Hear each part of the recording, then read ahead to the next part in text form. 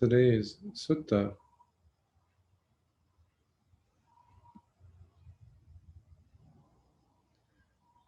is quite a unique sutta, quite a unique discourse. It comes to us from the middle-length discourses, Majjhima Nikāya, sutta number 47, Vīmaṁsaka Sutta, examination, investigation. It's a unique sutta because it allows the student to carefully look at the teacher. It gives us the right to do that. And this function or the allowance, the permission, comes straight from Lord Buddha himself. So you're not going to get any higher authority than that in the Dhamma. Perhaps nowhere in the early schools of religious traditions do we find such a clear and open investigation being encouraged for the student, as is the case generally with Buddhism, the Dhamma. And this sutta, the Vīmaṁsaka Sutta, is no exception, because we have a remarkable invitation by the Buddha, the Blessed One himself, to investigate him, the great teacher, and by extension to go ahead and examine one's own teacher. Who would otherwise often go uninvestigated, unexamined.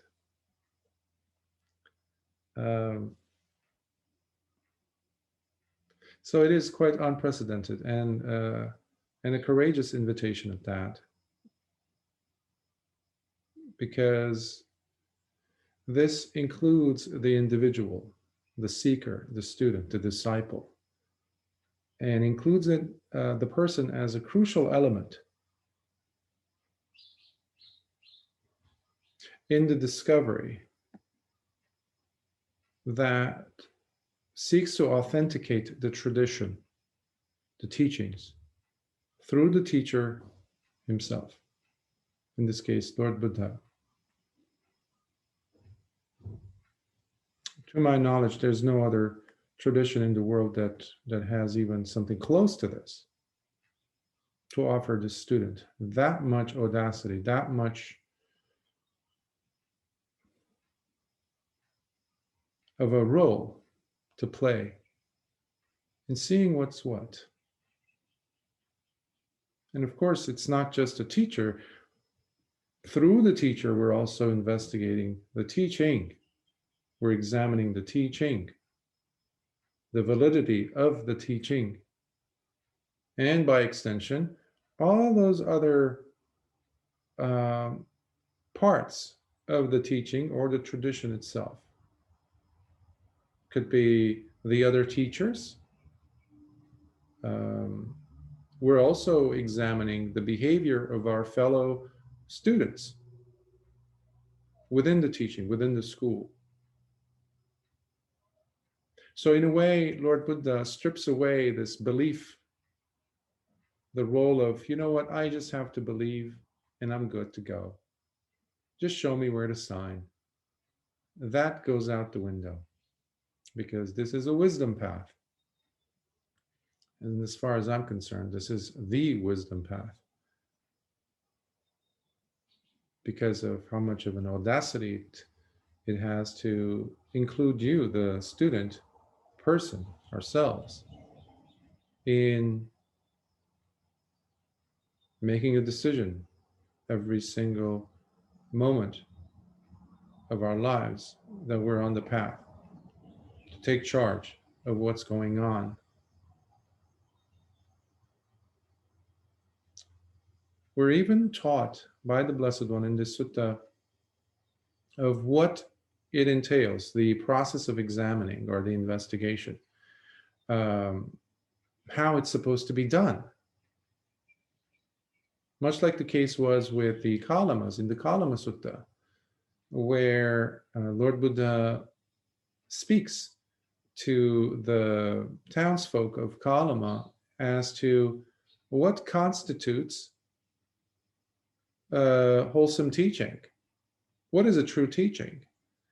Because they had come asking him because they were confused. They didn't know which tradition, which teaching, because everybody was coming down from the Himalayas saying, I'm the right teacher, this is the right teaching, follow this if you want to be saved. So, essentially that's what was going on, and they were confused because there had been so many teachers.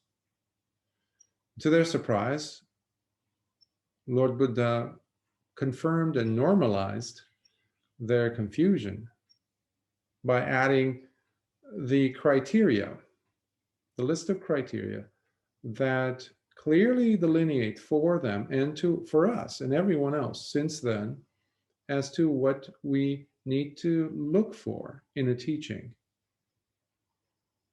And to their surprise, he didn't include himself, in a sense that, okay, now it's time for you then to teach me. Based on this data, you have to now follow me.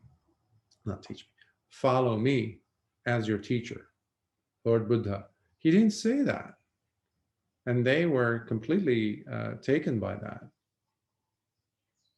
And he brought it down to the experiencer of the path, of the Dhamma. So that spirit is still there. But now in this Vīmaṁsaka Sutta, we see the target being the teacher. In this case, Lord Buddha himself. Versus the Dhamma, as the case is with the Kalama Sutta.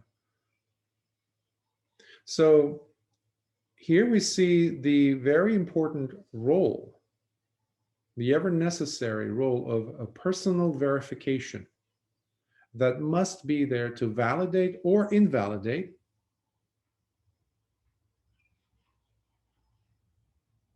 the whole experiencing of the truth that is going on vis-a-vis the teacher.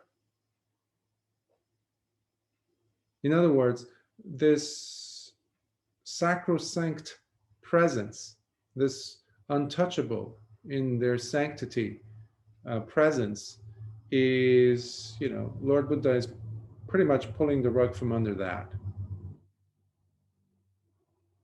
Because he's inviting us to look at the behavior of the teacher versus what they teach, or how they come across, or how influential their circle is, how much renown they might have. So the name Vīmaṁsaka comes from its verb form, which is vīmaṁsati, to investigate, to examine, to inquire. Sometimes that capacity or that right even is taken away from a seeker, a student of any tradition, including Buddhism, including in the Dhamma, including in Theravada. So simply because we call ourselves Buddhists per se does not necessarily mean that there is the examination or the investigation going on. So that's why these series of suttas, discussions that we have, exploration series that we have, I find them to be quite helpful to change that and to bring back the relevancy of these suttas that Buddha found to be important enough to be part of his lesson plans, shall we say, during those 45 years of teaching. So this sutta is about the investigator, the inquiring investigator, or Vīmaṁsaka. Because there is the lack, because we're going to see this again and again, because there is this absence of ability in probing the mind of the teacher with your own mind, meaning telepathy. Because most of us don't have that, as the case was at the time of Lord Buddha. Still, there are set of steps, criteria that a student can resort to, steps that are tangible enough. A concrete way of thoroughly examining, in this case, the Blessed One's own declaration that he is a perfectly and fully awakened teacher. So he's putting his own awakening right there on the examining table. So that blows me away. And only such a tremendously courageous person could do that.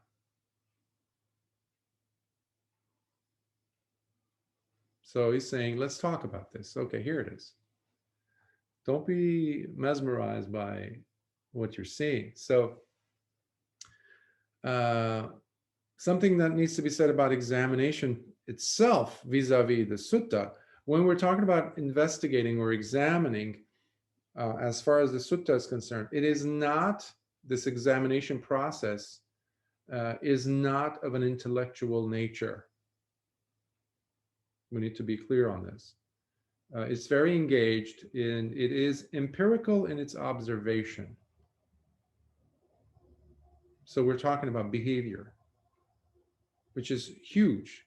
When we talk about the three trainings, for example, Sīla, that's number one. It's the behavior. And a few weeks ago, we talked about the mind being number one, mental action being number one, not the last, but number one. So it's not this investigation, this examination process we see in the Vīmaṁsaka Sutta is not intended to for us to come to some form of a conclusion that demonstrates the level, let's say, of the teacher's intellectual prowess or education or position even in the Sangha. That's not it.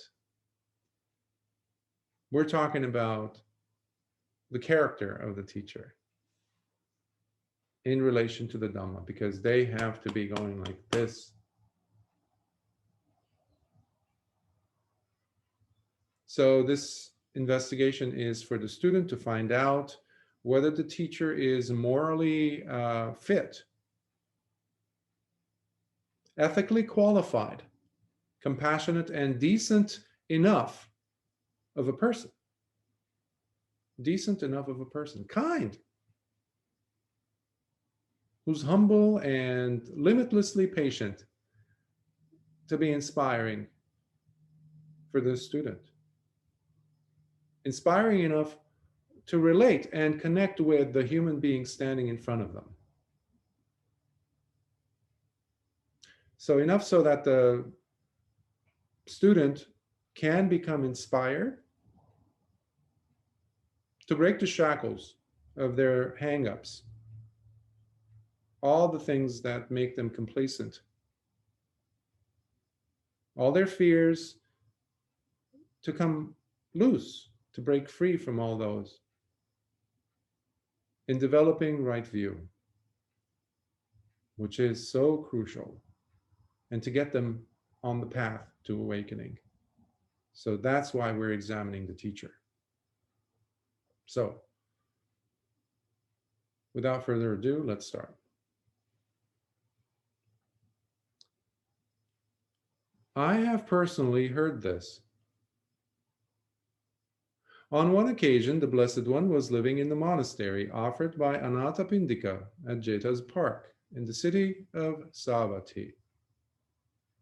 Then the Blessed One addressed the bhikkhus and said, "Bhikkhus." "Yes, Bhante," replied the bhikkhus present. Bhikkhus, the bhikkhu who desires to know and examine someone, but who lacks the ability to blend his own mind with another's mind, to clearly observe their inner thoughts, should carefully examine and scrutinize the Tathagata in order to see for himself whether he is perfectly awakened or not.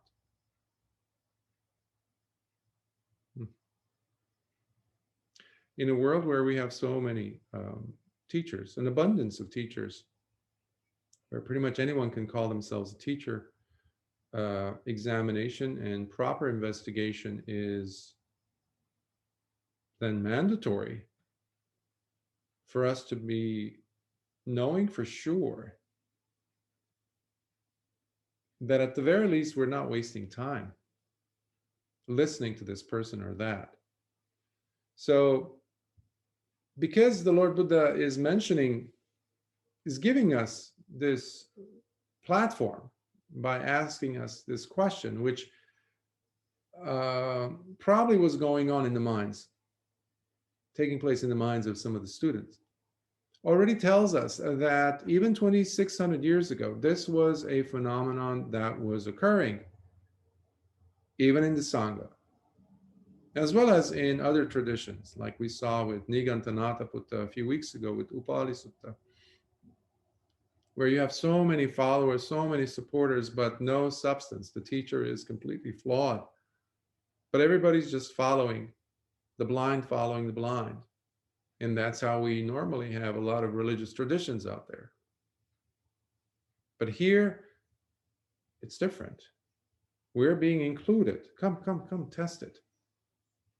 After all, there is that qualifier for the Dhamma itself. Ehi passiko, come and see for yourself. This is an extension of that, where the Lord Buddha is getting into specifics. And he's not using some other teacher as an example. He's using himself. He's using himself. So we see that not much has changed then during these 2,600 years with teachers. I know we don't have the Buddha in front of us, but we sure have the Dhamma. And if we recall the statement of Lord Buddha, he says, he who sees the Dhamma sees me. He who sees me sees the Dhamma, from the Vakkali Sutta, where he was addressing Vakkali Bhikkhu. And that comes to us from the Samyutta Nikāya. Vakkali was the one who was mesmerized by Lord Buddha's physique, his color of his skin. It was just taken by that. In fact, so much so that he relinquished his household and life, his family, and became a bhikkhu and just kept on sitting there adoring Lord Buddha until Lord Buddha scolds him because he saw that he was not practicing. And he said, what are you looking at? This lump of flesh? What do you see? This is just dirt.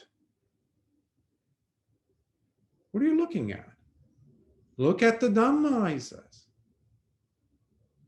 And really shocks the Vakkali to the point where he wants to commit suicide because he feels so, well, Lord Buddha was right, and he feels so like poor in his qualities as a student. And then Lord Buddha shows up in front of him and encourages him and inspires him enough so that eventually he becomes an arahant. So we owe it to ourselves to carefully check and authenticate a teacher. That is a right that every student has. That cannot be taken away from the student. And to know whether they're true or false teachers by checking their credentials of virtue, if you will. And to see if they are driven by fear, for example, if they're driven by greed, by lust, by passions, by desires for fame, to look a certain way in front of the masses of students, supporters. We need to check. And there's nothing wrong with that. In fact, Lord Buddha, as you will see, is in fact encouraging this. in the student, to keep the Dhamma alive, to kind of separate the wheat from the chaff. Because the methods of selection or the sifting are not there in use. They're there, as we see in the suttas, but they're not there in practice oftentimes. So in our globalized and urbanized world, where the Sangha has grown to be so large around the world, so spread out, we see several Sanghas showing up everywhere, both lay and monastic. And they're very much detached from each other, and they're functioning pretty much on their own in many places. So they're supported by dayakas, or followers or supporters, financial supporters, lay people usually. But their communities are growing. But this becomes a hotbed of different influences, where many false teachers appear and arising out of nowhere. And people usually don't have the time or the know-how to do much investigation of the teacher. What is a proper thing to see? What is not? What is appropriate? What is not? And because everyone's following the herd, they find themselves somewhat of a breakaway entity within the supporters group, and they choose to be quiet as the caravan is getting closer and closer to the abyss. So with the guidelines provided for us here by the Buddha, we can at least have an idea to know what to look for in a teacher, be they monastics or lay people. So continuing on. And the bhikkhus responded, Bhante, we are anchored in our learning on the Blessed One himself, for he is our guide and refuge. To this end, we request that the Blessed Lord please clarify the meaning of what he stated, as this would greatly benefit the bhikkhus, who will remember and carry it in their hearts, once having learned it from the Blessed One himself. So they're just asking, what did you mean? So we don't have a wrong impression or understanding of what Lord Buddha was advising us about investigation of a teacher. Well then, bhikkhus, listen and pay careful attention to what I shall say. Yes, Lord, replied the bhikkhus. Bhikkhus, when the bhikkhu who desires to know or examine someone closely, but who lacks the ability to blend his own mind with another's mind, to clearly observe their inner thoughts, should carefully examine and scrutinize the Tathagata in two ways. That is, by observing him through the eyes and ears. In other words, the bhikkhu scrutinizes to see whether he could see or hear any evidence in the Tathagata's behavior that reveals the presence of any defilements within him. And after having examined the Tathagata thus, the bhikkhu reaches the conclusion: there are no defilements found within the Tathagata that can be scrutinized or observed, whether through the eyes or ears. Obviously, when the bhikkhu is unable to see with his own mind, the Buddha's mind, to see whether the Buddha is fully awakened, self-awakened, and to see the purity of his heart, the virtue of Lord Buddha through the mind, as the case was with Venerable Anuruddha and also with the chief disciple, Venerable Mahamoggalana, who could do this all the time. They didn't have to talk with Lord Buddha. Imagine being able to tap into Lord Buddha's mind. Talk about a safety zone. We have examples of Venerable Anuruddha, even at the time of Lord Buddha's cremation, in fact, death, excuse me. Many people thought that Lord Buddha had died. Venerable Ananda, actually, Venerable Anuruddha's half-brother, a few times he just checks Lord Buddha's body, and turns to lay people and the monks, and he says, Bhante is left. And Anuruddha opens his eyes and says, Ananda, he hasn't. Basically, Ananda, be quiet.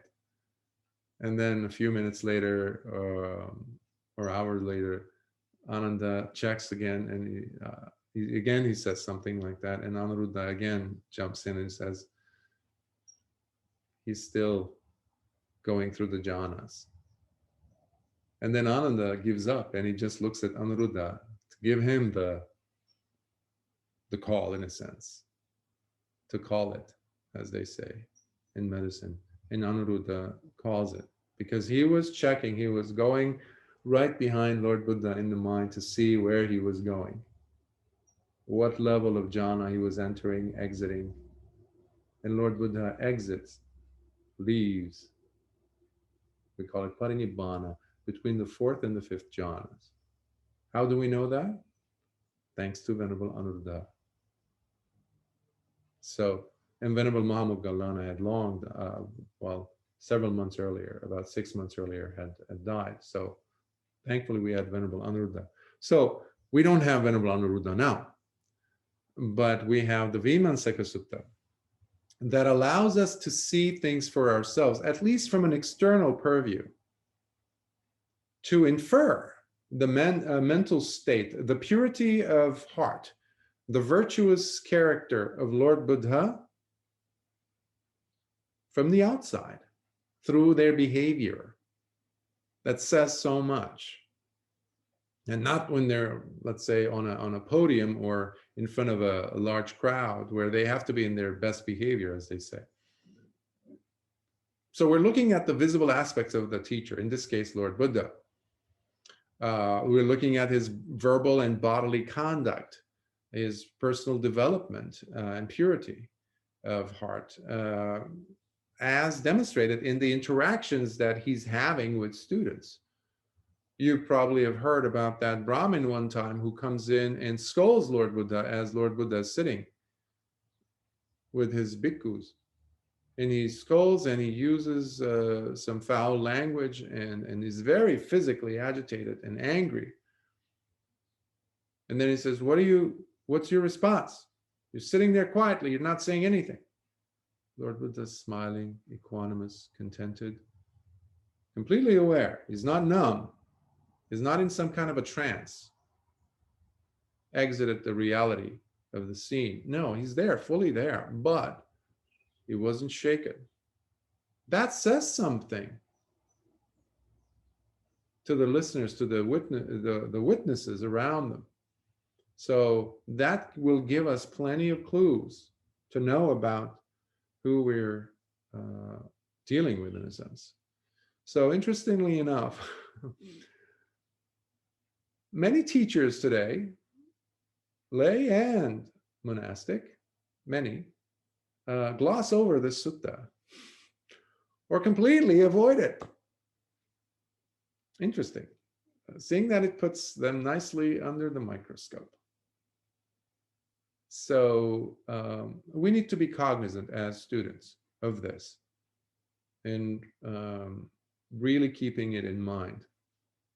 So the Lord Buddha continues, having tested and known this firsthand, the bhikkhu, that the Lord Buddha doesn't have any defiled states of mind, through observing through the eyes and ears, the bhikkhu then investigates him further by trying to see if there are any signs or evidence of confusion or inconsistencies found within the Tathagata's behavior that can be scrutinized or observed, whether through the eyes or ears.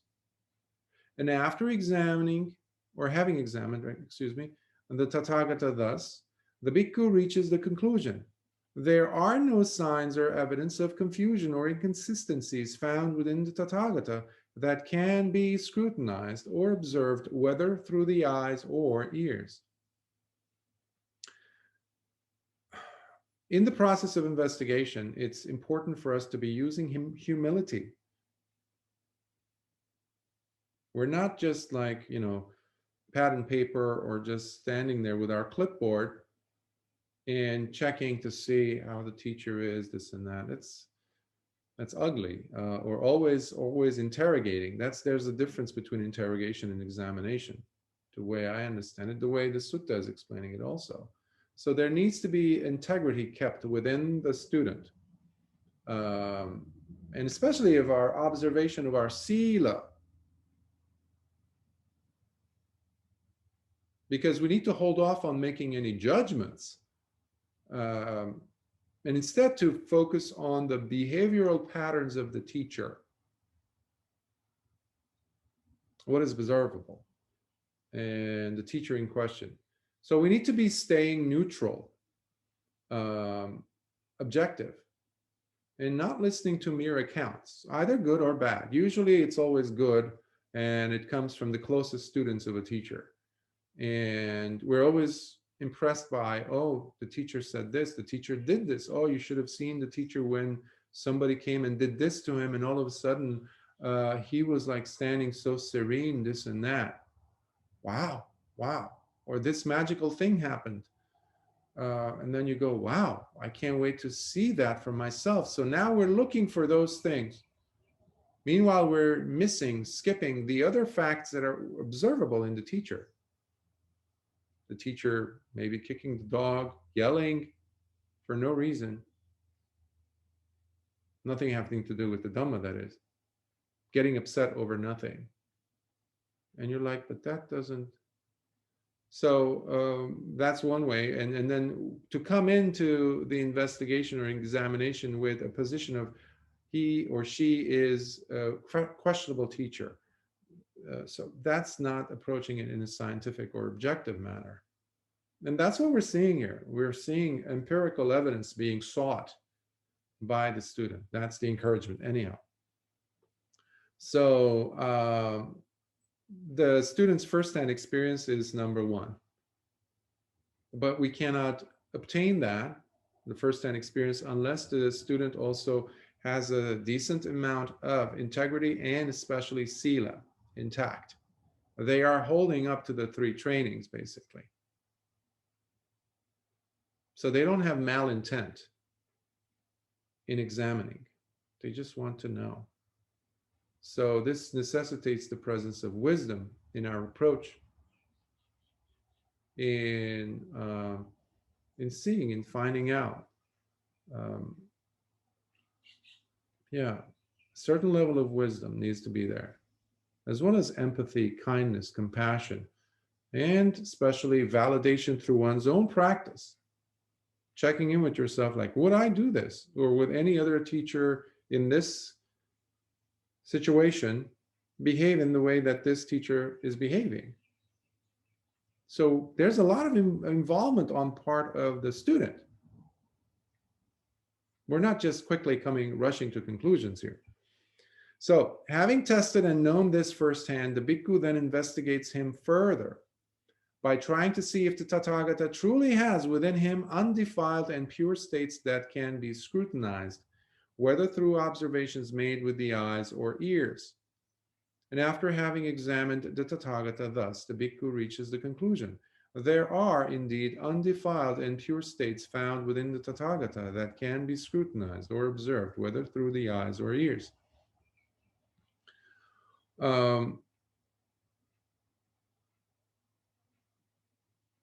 Whether we are investigating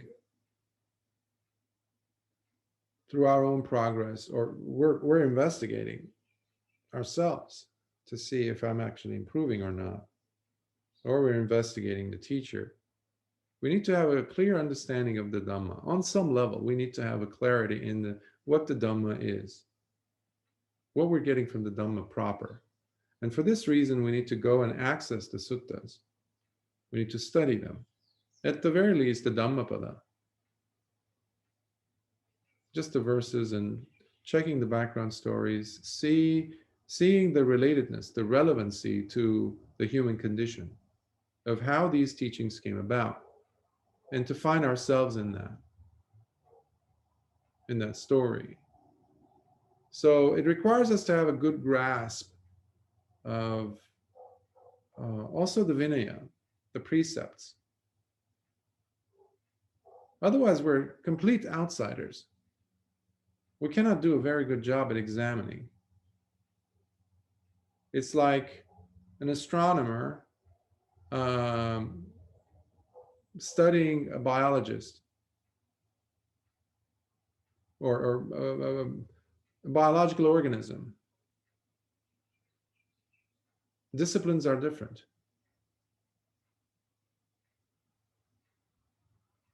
So we need to have some level of understanding, comprehension of what we need to be looking for. Otherwise, we would just be borrowing somebody else's standards and applying it on this teacher. And that's not fair. And that's actually pointless, because it really doesn't mean anything, because it has nothing to do with us. It has to do with the other person and their standards. This is a personal investigation, personal verification, personal. Because after all, the beneficiary is oneself. So these two things have to be there, Dhamma and Vinaya, within our approach in investigation. And these necessitate the presence of wisdom. They have to be there. Otherwise, we could easily fool ourselves into believing things and that are not there. Like I mentioned earlier about some accounts that we've heard or overheard some students talking about, and which pretty much gets us closer and closer to guru worship, you know. And there's no gurus in the Dhamma. There isn't. And as evidenced by this sutta, if anything. So the three trainings must be there in oneself, because as the mind gets collected, we become more cognizant not only of each word that the teacher may be saying, we also become mindful of our own speech, each word or sentence or question that we ask the teacher, each thought that's passing through our mind. We become very aware, sensitive to them. And we definitely become more aware of each action that we commit. And the more the teacher is living in coherence with the Dhamma, the more the student's mind settles down and their virtue rises. Their heart becomes purer and purer and purer. There's less confusion in the mind of the student, because that is the teacher's presence, the behavior, starts to have an impact on the student's mind and their behavior. Yes, it does have some level of emulation, of finding a synchronicity, if you will. But that's where the inspiration part that I was mentioning earlier comes in. The student becomes more and more inspired to see themselves more than what they thought themselves to be, thanks to the presence of a teacher. Now, conversely, you might have a teacher that is bringing up more confusion in the mind, more aggression, more us versus them mentality. And this is our thing mentality. And when the student's mind goes towards the area of guru worship, oh, my teacher is infallible, unmistakable, then we have a major problem, because now the teacher is so sacrosanct that we cannot even, we're actually looking at the suttas to correct the suttas, because our teacher's character or words obviously are not the same as the suttas. So the suttas must have been written by, backwards people, basically people who are not as wise as my teacher over here.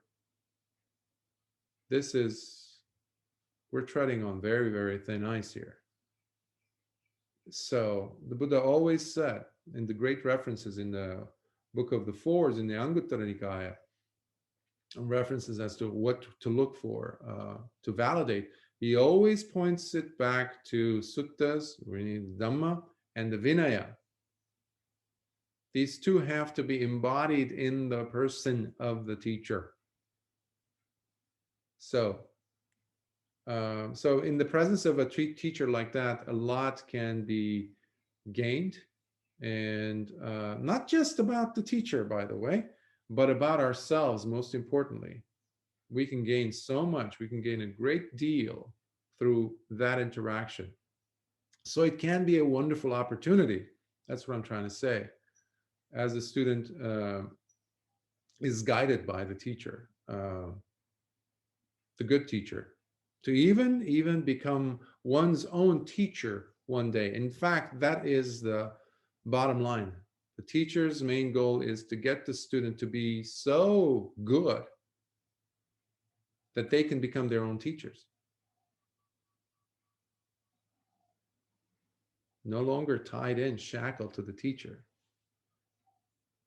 So, having tested and known this firsthand, the Bhikkhu then investigates further by trying to see if the Venerable One has attained to this wholesome Dhamma for a long time or just recently. And after having examined the Venerable One thus, the Bhikkhu reaches the conclusion, the Venerable One has indeed attained to this wholesome Dhamma for a long time now, and not just recently. So here we see a shift of pronouns, don't we? So far it was the Tathagata.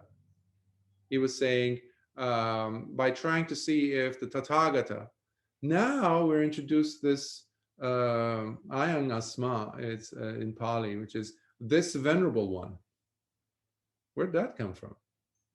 It was Tathagata, Tathagata, Tathagata, until we get to this section of the sutta, and all of a sudden we see Lord Buddha introducing the Venerable One instead of the Tathagata. So here,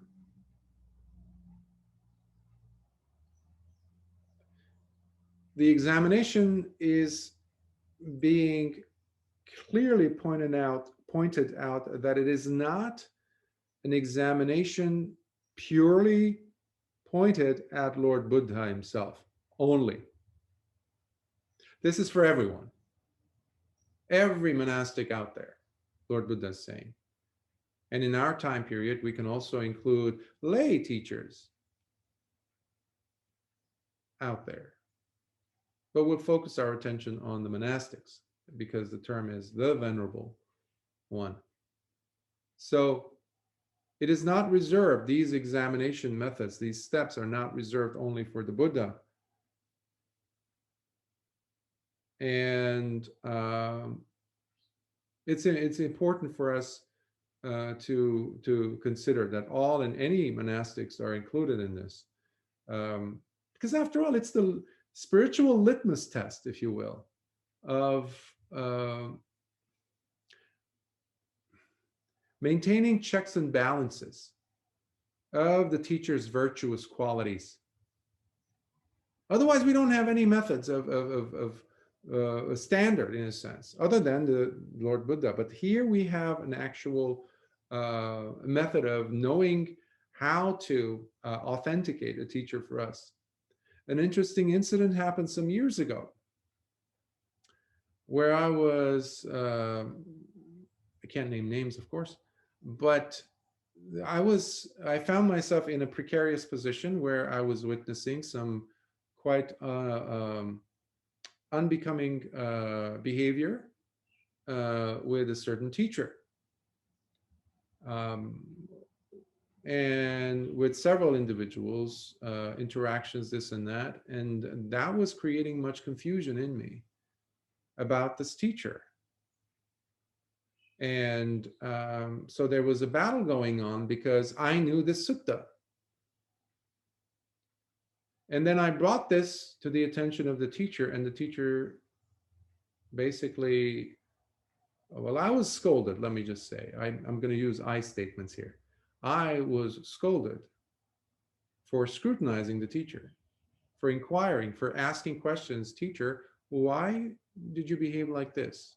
First of all, I had to put it in the preamble by saying, I feel very, I feel awful that I have to bring this up to you, but I am confused. I am hurt. I'm in pain. I am really struggling here to make sense of you as a teacher and this. And this is louder because I'm seeing this every day with different people as we or you interact specifically. So now the attention turned on me by, well, I am the student and I don't have the right to scrutinize the teacher, to investigate. Well, now I had to really scratch my head because I knew that Lord Buddha had officially permitted the student to ask the question, and I brought this sutta's name up, and the teacher didn't know this. So I said, well, who would I go with? We have the Buddha and we have a teacher that is not demonstrating the qualities of Lord Buddha as far as virtue goes, this and that. But the person in this case, needs to be coming from a good place, not seeking judgment, not being judge, jury and executioner. No, none of that. No contention there. But just, is there Dhamma here? And if your heart is going like this, if the mind is in that state, something's wrong. Because Dhamma does the opposite. There's peace. Remember, akuppa ceto vimutti, the unshakable serenity of mind. That's the term used by Lord Buddha to describe the state of an arahant. And that's what we're aspiring for. And nowhere on the path a student is, or anyone is supposed to go through that, especially by the teacher. So, but there's a term here in this verse at the end. It says, the question is, has the Venerable One indeed attained this wholesome Dhamma for a long time or just recently? So some people might think about this being referred to or referring to whether the person had become an arahant recently or not. And this is where the translations, the different translators approach it differently. And they just go verbatim, just like that, or understand it in the context of other suttas. For example, there's another sutta where Lord Buddha is talking to King Pasenadi, and there was a question, and Lord Buddha says whether it's a young bhikkhu we're talking about who just became an arahant yesterday, or another bhikkhu who had been an arahant for 50 years now. There's no difference in the sanctity of the state, because we're looking always at the virtuous character of the arahant and the purity of mind. So it's not that. Then somebody might ask the question, then what is he referring to? Well, the way I understand it, the way some other teachers understand it, is that how long is the teacher or the Venerable One able to experience that state of Dhamma? Meaning that clarity of mind, shall we say, or the understanding of the Dhamma. Is it sporadically or haphazardly taking place? Ever so often. So they're in and out and it's totally unpredictable, etc. So basically, they're only getting glimpses of the Dhamma. So that is under question. So, and that other sutta that I mentioned, it comes from the Samyutta Nikāya, and it's called the Dahara Sutta. So let's continue on. Having tested and known this firsthand, the bhikkhu then investigates further by trying to see if the Venerable One has acquired fame and renown, and whether there is present in his heart the dangers associated with acquiring fame and renown. Here, bhikkhus, it is important to consider that so long as the Venerable One has not yet acquired fame and renown, the dangers associated with these two are too early to be detected or found within him. I just fell in love with this statement. I had to turn the suttas and look back and to see what am I reading. Is this something like a contemporary of mine had just written? Is this based off of current research? Uh, like a panel of scholars and scientists and explorers and sociologists came up with this? But no, this was stated by Lord Buddha. Look how relevant it is to our time. He's delineating that simply because the teacher might not look like he's going or she's going after fame and renown, and there's no detectable sign per se that shows us they are going after those things to become famous or something, or being taken by fame, lusting after it, or wanting to hold on to fame or wealth or supporters. Simply because you didn't see it, that doesn't mean that it doesn't exist. It might very well mean that the teacher has not yet been exposed to those conditions yet. Aha. If you present the teacher with those sets of conditions, there is a chance, Lord Buddha is saying basically. So it's still too early to know for sure if the teacher is mesmerized after lusting, of going after all these desires for fame, for getting more support, to having more things. So it's too early. He says, wait. So I was just blown away with that statement. It stayed with me for years now. So it continues. It is only after the Venerable One has already acquired fame and renown that the dangers associated with these two may be detected or found within him. Oh. And after having examined the Venerable One thus, then the Bhikkhu may reach the conclusion, the Venerable One has indeed acquired fame and renown, but the dangers associated with these two are not detected or found within him. Wow. It blows me away because it's so on it as far as calling out the dangers that a bhikkhu goes through, experiences this. Once they are surrounded by, quote unquote, the right conditions. You might take a bhikkhu, a teacher, again, lay or monastic, doesn't matter, and they look very humble, very kind, very down to earth, but then you give them a few supporters. You give them a temple. Then you make the temple a little bit bigger. Or, well, just let's listen to the teacher. Is there conversation, are there hints being dropped that, you know what, moving to this other bigger vihara or temple or monastery would be actually much better? Instead of 5-acre land, let's go with 150-acre land, etc. Let me have this possession. Let me have that. We need to get a bigger car. Why don't we get 3 cars? Why don't we get a brand new car? A bigger, fancier. What happened? Yesterday, the person was very humble and now they're not. Well, simply because the seeds had not yet found the right conditions to grow, to sprout, the seeds of the defilements that are there, that could be there in this case. So that's what we need to be careful not to be quick and wait. So also in the case of Vīmaṁsaka, we need to remember that the examination, or Vīmaṁsaka, is always denoting the presence of wisdom. And this is it has its own place, a very important place in the Dhamma. Enough so that we see it also as one of the factors of, excuse me,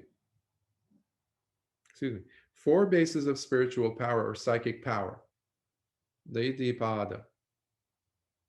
And if you recall, there's, as I said, it's 4, and to develop in your practice, and Iddhi are called powers, and usually they signify the psychic powers. you can call them spiritual powers too. So there are four. The first one is chanda, which is the desire. It's funny because many people think that in Buddhism we don't have desire, or desire is always to be looked down upon. But no, if you don't have the desire, you won't be here today. If you don't have this kind of desire, you can't attain arhatship or even a jhana. So there's a desire, then there's a wholesome desire. That's what we're talking about. It's called Dhamma chanda.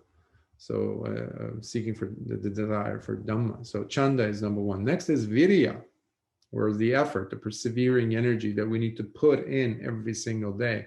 That's why the teacher is always pushing you in that direction, encouraging you to sit longer, encouraging you not to move, encouraging you to make it consistent. Always urging you with samvega, with that sense of urgency. And that is impossible without effort.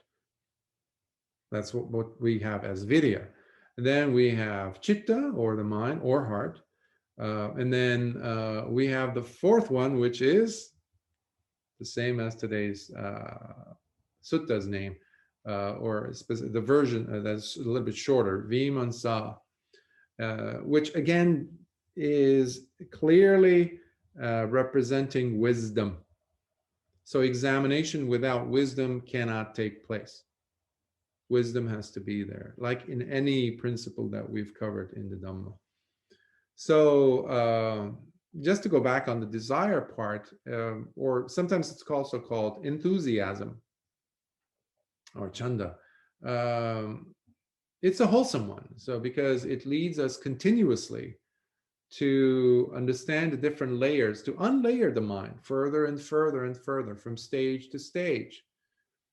Otherwise, we can easily get stuck and become stagnant in this, we get stuck in this inertia. We can't move. We like and we fall in love with our own perceptions of what the Dhamma is. So we need to be jolted out of that. So, and that's why we need to be inspired, either through the suttas, through the personalities represented in the suttas, let's say the chief disciples or any of the bhikkhus, bhikkhunis, or individuals, or obviously Lord Buddha, so that we can get to experience what has not been experienced yet. And for that, we need chanda. We need that wholesome desire. But it requires us watering it every single day, every single moment. And again, this is not just an examination of a teacher or Lord Buddha. This is also examination of our own progress. Am I progressing? Or am I just fooling myself? Just like those students who gather around a guru type of a teacher, who keep telling themselves a story that has nothing to do with reality, or the Dhamma for that matter. But am I progressing in my path? Let's be honest. Is there a difference in my reactivity? Not just reaction, but the way I respond to situations. Is it kind of becoming more and more refined? Am I more present? Am I more mindful? Am I seeing the thoughts unravel? Am I seeing myself when I'm kind of falling away from being alert, just being taken by whatever's coming through the six sense doors? Am I? That requires examination, Vīmaṁsaka. So bringing that mindset of investigating and examining to our own lives is really crucial to advance our practice, where wisdom can grow and life becomes more fun. So Vīmaṁsaka could also be called wisdom in its applied form. And that really reaches a climax when we talk about our own practice of meditation, and whether we're falling apart, meanwhile telling ourselves lies that we're not. So So yeah. Having tested and known this firsthand, the bhikkhu then investigates further by trying to see if the Venerable One restrains himself from indulging in sensual pleasures as a result of having destroyed lust within himself, or does he merely restrain himself because of fear of being discovered? And after having examined the Venerable One thus, the bhikkhu then may reach the conclusion: the Venerable One indeed is restrained from indulging in sensual pleasures as a result of having destroyed lust within himself, and not because of any fear of being discovered. Visually and audibly, using the eyes, using the ears, witnessing becomes very crucial in order for us to experience the behavior, as we said earlier, empirically. So this has nothing to do with the teacher's charisma, the looks, the way they sound, their mannerisms, whether they sound or look impressive or not. This instead looks at the entirety of one's behavior, the teacher's behavior, and it is being checked with the Dhamma and the Vinaya, meaning asking the question, is my teacher, is he or she being virtuous? That question can always be asked, always. And we should never hesitate to bring it up, to ourselves at least. We don't have to go and confront the teacher all the time, unless it reaches a boiling point, for example.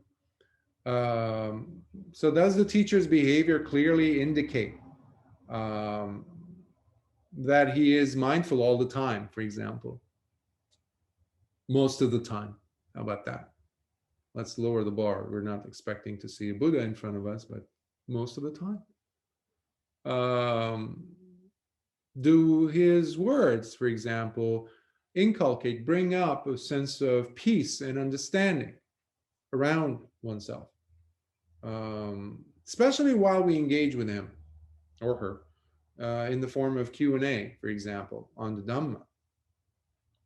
Or does a question blow his top off, for example, when,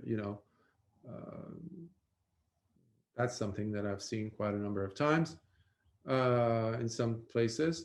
Or does the teacher's behavior expose something altogether different or contrary to what they're portraying themselves to be? So, and sometimes there's a lot going on. There's a lot riding on, if you will, the teacher.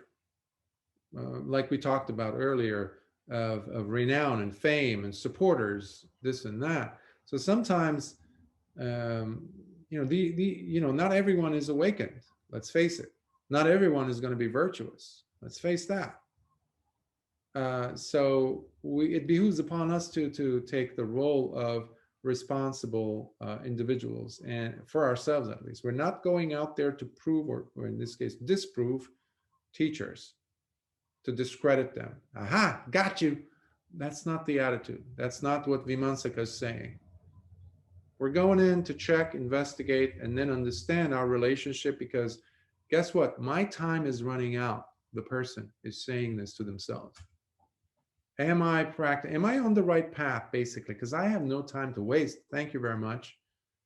If this is not the place, I got to go find someone else then to help me, at least a portion of the way. That's the objective, in a sense. So the Buddha continues. Now, bhikkhus, if others should come and ask the examining bhikkhu, this is interesting. So the others are now involved. Some other people, the groups of bhikkhus or fellow students, etc., or fellow teachers in this case. So if they came and examined or asked the examining bhikkhu, and based on what evidence have you concluded that the Venerable One indeed is restrained from indulging in sensual pleasures as a result of having destroyed lust within himself, and not because of any fear of being discovered? Excuse me.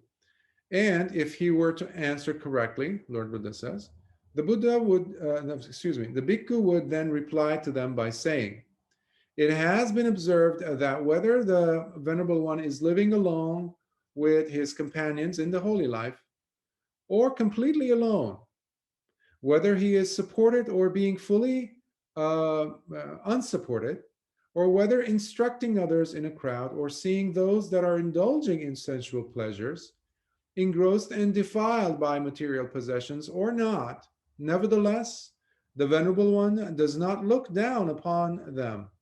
For I have heard this in the presence of the Blessed One, as he declared, I behave restrained by not indulging in sensuality, as a result of lust being fully destroyed within me, and not because of fear of being discovered. Fear of being discovered, fear of being caught. So I need to be on my best behavior. So the Buddha is encouraging us to see beyond that. And he's giving the hypothetical of a bhikkhu who came and examined him, and seeing that he is restrained not because of fear. Fear or terror is, in Pali, we call it bhaya. Bhaya. And as putujjanas, putujjana is again used often throughout the suttas. Putujjana is a term given for the ordinary, average, unevolved being. The person might have a PhD, several PhDs, so they could be very educated but still be a putujjana, meaning they are caught within the defilements net. So a putujjana, a regular ordinary person, has to deal with 4 different types of bhayas or fears or terrors. And one of them is obviously the fear of being caught within the defilements. The second one is to be terrified by continuing on the cycle of rebirth, meaning samsaric cycles, being caught in that net. The third one is the fear of being reborn in the woeful or lower states of existence, hell realms, hungry ghosts, animals, etc., demons. And then the fourth one is the fear or terror of being criticized, scrutinized. Now, the commentaries and suttas, we see how even though the putujjana has to do with these 4, the Arahant is completely free from these 4. Meanwhile, the noble disciple who's in training, we call them Sekha, either a Sotapanna, Sakadagami, or Anagami, stream winner or stream enterer, once returner, and non-returners, they have 3 of these fears.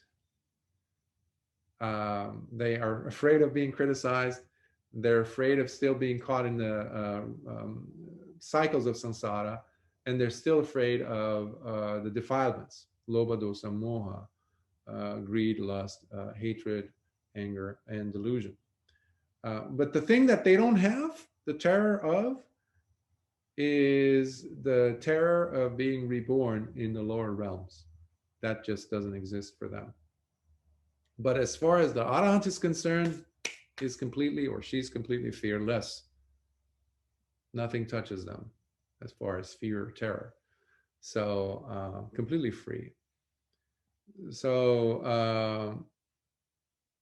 then the Tathagata himself, so basically the Tathagata, or in this case, Lord Buddha, coming back from the Venerable One to talking about himself, he's saying the Tathagata is restrained not because of any of these fears.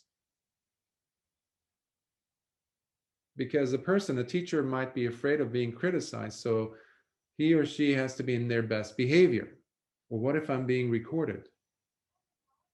Usually when a person is being recorded, they straighten up and this and that, because, hey, it's going to be there for forever, probably. So I might cover this aspect of me up, etc., etc. So none of these things are behind Lord Buddha restraining himself. Then the Tathagata himself may be questioned further on this by asking him directly, are there within the Tathagata any defilements that may be scrutinized or observed, whether through the eyes or ears?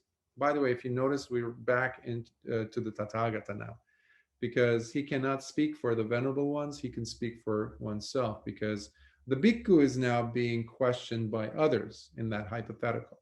So he's saying, if now the Bhikkhu who has reached those conclusions were to be asked, then this is what happens.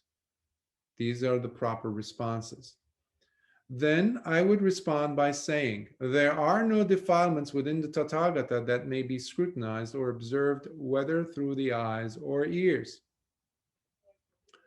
And if the Tathagata were to be asked further, are there any confusions or inconsistencies found within the Tathagata's behavior that can be scrutinized or observed, whether through the eyes or ears? Then I would respond by saying, there are no confusions or inconsistencies found within the Tathagata's behavior that can be scrutinized or observed, whether through the eyes or ears. So when we talk about consistencies or inconsistencies, we're talking about behavior matching their words. You probably have heard me use that phrase so many times.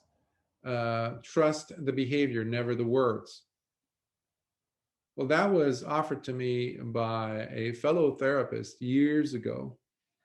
And lo and behold, I didn't know that Lord Buddha had mentioned this 26 centuries earlier, as evidenced by what we're seeing here in the Vīmaṁsaka Sutta.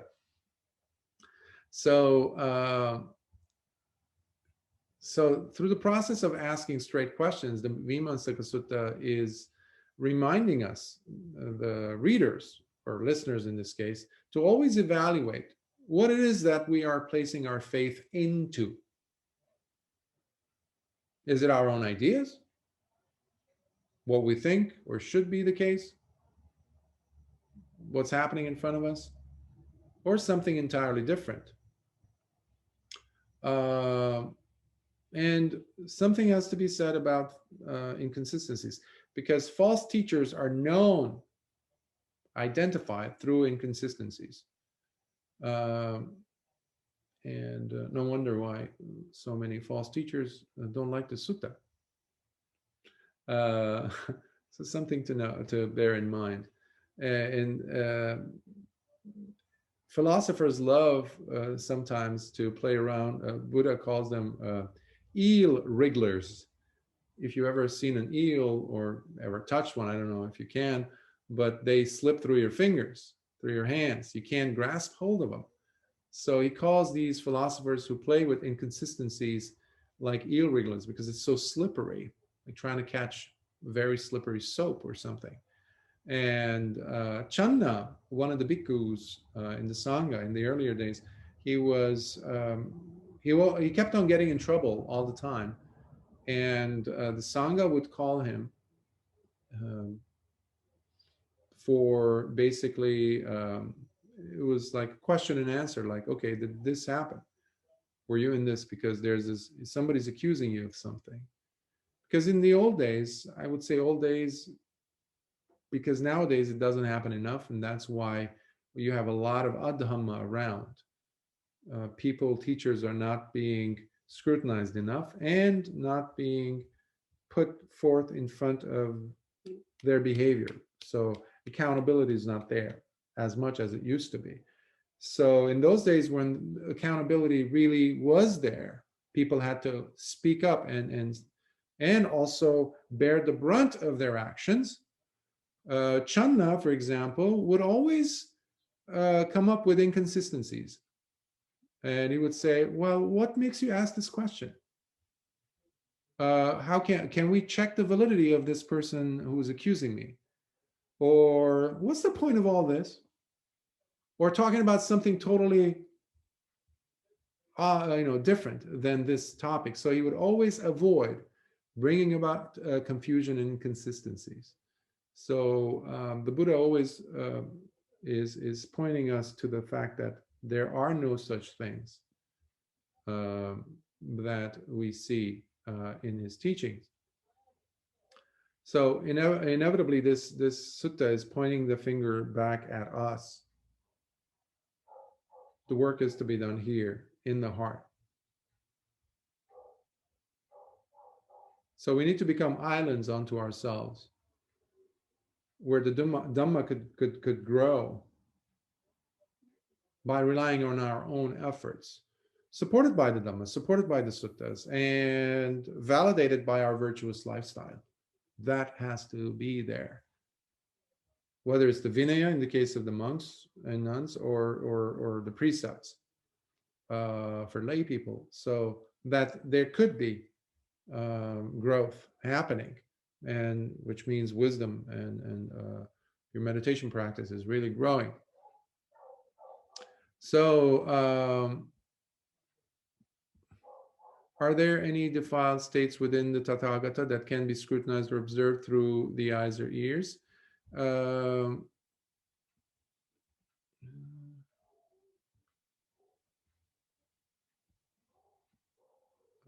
Then I would respond by saying, undefiled and pure states are indeed found. Undefiled and pure states are indeed found within the Tathagata that can be scrutinized.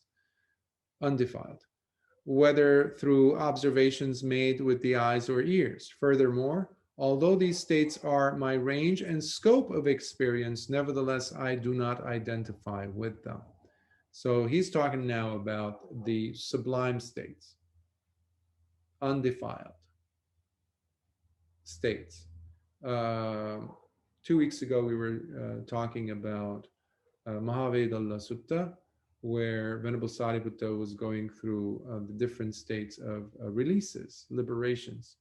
So that is what, obviously, in the sublime one being the signless, animitta stage, or what we call as the arahantship, samapatti, freedom from that. Or even in the case of the Sanya Vedaita Nirodha Samapatti, which is cessation of feeling and perception, from which the person can enter into arahantship. These are sublime states. And these truly are happening in the mind of the Tathagata, as far as they are observable. But at the very end of the statement, Lord Buddha says, but I do not identify with them. If there's identification, the person is not an arahant. And you can even bring it down. It doesn't have to be those cessation states or arahantship per se. You can even bring it down to the boundless states of metta, karuna, mudita, upekkha, for example, when they're spreading. So you're really experiencing beyond the fourth jhana. These can also be called sublime states, yes. But is there identification going on with these states or not? And if there are, then basically what that means is the person is now stuck, which will be manifested in their behavior, by the way, sooner or later. And then the boundless state or that attainment becomes their refuge, because they need to hide or run back to that state in order for them to pull themselves out of a sense of guilt. But that also is very short-lived, because so long as the hindrances are there, you cannot enter into any of the jhanas to begin with. So then that creates this other state of confusion for the meditator, because now they're fighting with themselves. For that reason, we always have the first of the three trainings being always pushed, always being referenced, always being highlighted as the crucial point for us to focus on, meaning Sīla. The moment there is a confusion in the mind or in your state, or you feel like you're holding on to this hot lead, bowl or something in your hands, and you carry it with you in your heart, something's wrong. Something's wrong. Please don't shun it. Don't try to play it away or just minimize its importance, because it's there. It might be a memory. It might be something that has happened yesterday or this morning, or you felt guilty for experiencing something or having a thought that you didn't find to be virtuous, let's say. And you're basically pushing yourself around, shoving yourself around, and scolding yourself in your mind constantly. Or maybe something far less, in significance, let's say, not having sat for the full 2 hours that you needed to, you had promised yourself. And now you're beating yourself up over that. Well, that's also going to create a non-virtuous state in the mind. And it's going to hold you back from going deeper into the practice or even entering any of the jhanas. But all of these examples demonstrate that there is an identification with something. So we need to be careful of this and always keep an eye out on that. And Lord Buddha continues, because bhikkhus, a disciple desiring to learn the Dhamma should approach a teacher who now he's giving you what to do, the steps of what to do. Once you've found such a teacher, is saying, this is what you do next. Bhikkhus, a disciple desiring to learn the Dhamma should approach a teacher who declares himself in this manner. The teacher will then instruct and teach him the Dhamma sequentially, stage by stage, leading him to more and more exalted states, elucidating and revealing to him its dark and white counterparts. Basically, areas that are clear, areas that are not clear in the Dhamma. Because we're going to come across things that we're going to be somewhat confused about at first. So those need to be clarified. Someone who has already walked that path will be able to allow us some understanding, some clarity about the fork in the road, per se. And as the teacher instructs and explains the Dhamma to the bhikkhu, the time comes whereby the disciple, through his own personal and direct understanding, becomes firmly established in the Dhamma. Firmly established in the Dhamma. That's a beautiful set of words, basically, that signifies a major transformation in the life of the student. Let me continue. Then he suddenly and naturally develops the unshakable faith in the Tathagata, as he knows in his heart the Blessed One is perfectly awakened. The Dhamma is well proclaimed, and the Sangha of bhikkhus are practicing the holy path. No one told him this. Lord Buddha is saying these sentiments, these verifications, statements of it, manifest immediately in the mind of such a person who has now been established in the Dhamma.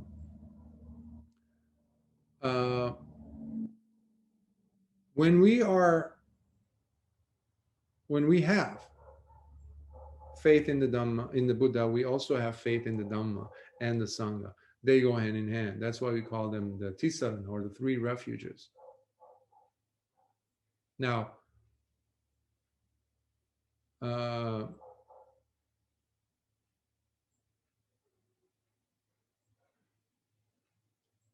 question that can come up as to what method can be used by which we by we, I mean a compassionate, kind, conscientious, wise investigator or examiner, having all those qualities as an examiner, as the person. What method could be used in order for the person to know that a teacher has truly awakened? We need to ask this question. Does the teacher, the Dhamma teacher, inspire within oneself, within us, the kind of faith that completely transforms you? It transforms you viscerally.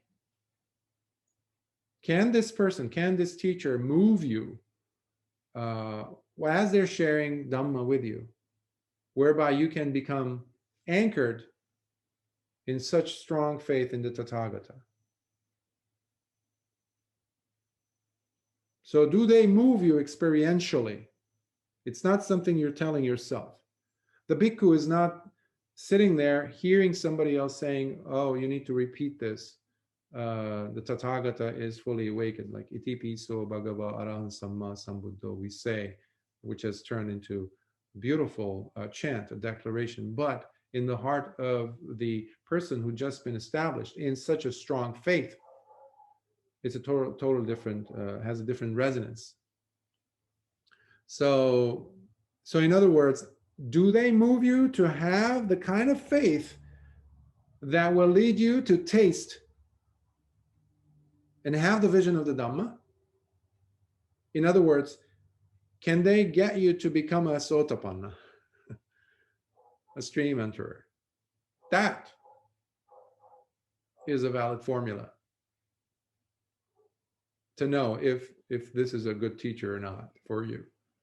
So approaching it from that angle tells us that having such a faith is truly noble, because it is wise, and it is the product of wisdom. The product of wisdom, having lived with wisdom, pursued it. Now, this is not blind faith.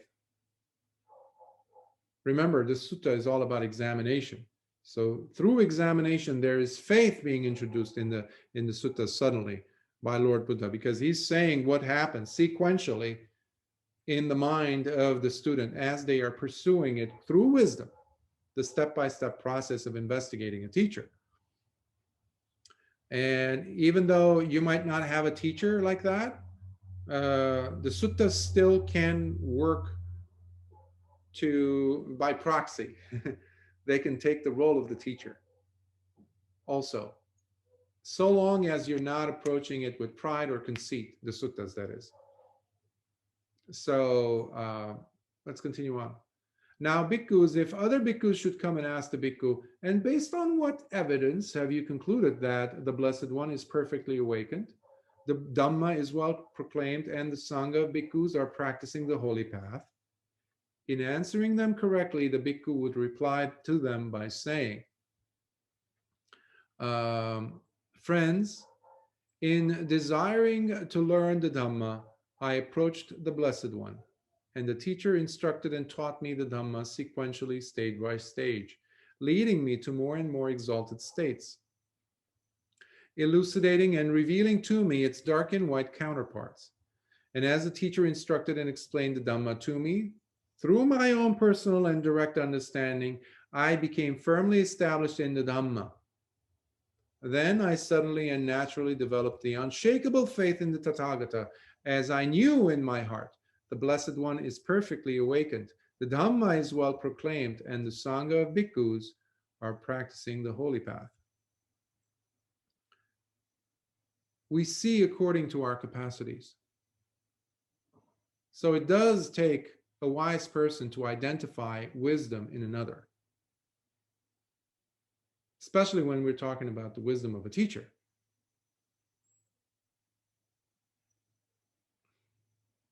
What we often have these days, or even at the time of the Buddha, as we see, are less than ideal levels of wisdom or even awakening, where we can try to presume or assume another person's awakening without having a clue, unfortunately, often. So sometimes this question recently has been coming up a lot in different surroundings and in different places, or even students asking, or potential students asking about sotapanna, this and that. People presenting themselves as, I'm a teacher of Sotapannas. Okay. Or I am a Sotapanna, or something like that. Fine, good for you, I guess. So what do you want from me? So basically, what is important is to look at the presence of wisdom, if it is there or not. Is there that level of confidence as declared by that bhikkhu within you, within the person? Because if there is, then really, it really doesn't matter to be called this or that. It's just a title. And the Blessed One continued, bhikkhus, when someone finds in his heart such strong faith being firmly established in the Tathagata, while using similar expressions and phrases, then his faith and confidence is hereby declared as being well established, thoroughly rooted in vision and understanding. And once the heart is thus finally settled in this invincible state, it is impossible for it to be shaken or converted by any recluse, Brahmin, Deva, Mara, Brahma, or anyone else in existence. At the very least, Lord Buddha is saying, at the very least, the person has reached stream entry. Because only a person who has reached that level or higher is unshakable in their faith. Nobody could shake or even convert them in any way. They found the teaching. They found the teacher, Lord Buddha. So we see throughout the sutta how personal verification is held in such high esteem. In Dhammapada, we see Lord Buddha talking about, in fact, placing the person who lacks faith, interestingly enough, lacks faith. He doesn't have the faith, but they're not just like going around saying, I don't believe in this, I don't believe. No, they are investigator nevertheless. They do have an inquiring, investigative mind, and they do come from a good place in their heart. But they're not the blind believer, the one who just faith, like I was mentioning about Vakkali earlier. He was mesmerized. He had so much devotional faith. So when compared between the two, Lord Buddha places the one without faith, asada, and considers that person to be the premier person compared to the devotional faith, etc. So because one refuses the premier person, the higher person in this case, is refusing the cookie cutter answers, refusing to believe. They want to test, they want to see. They have an inquiring mind. And remember, this whole path, this magga of the Dhamma, is all about wisdom. All about wisdom. And the Buddha is saying, don't believe in me even. And the highest fruits are actually tasted, attained, thanks to wisdom, not faith. Not faith. So what we mean by awakening, after all, is a very personal experience, as we see in the example of the bhikkhu, used as an example by Lord Buddha. That is a very personal experience. It's one that can only be known by the person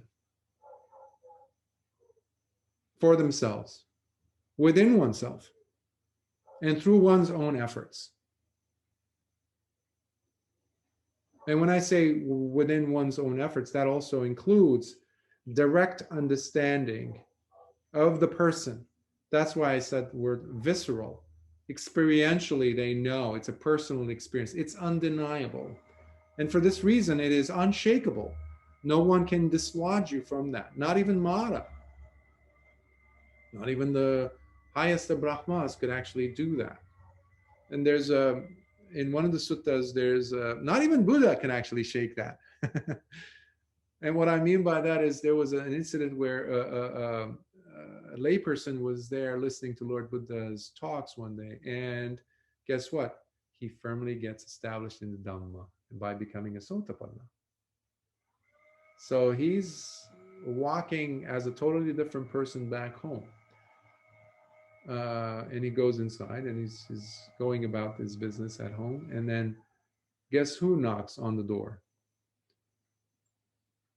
The man opens and it's the Buddha.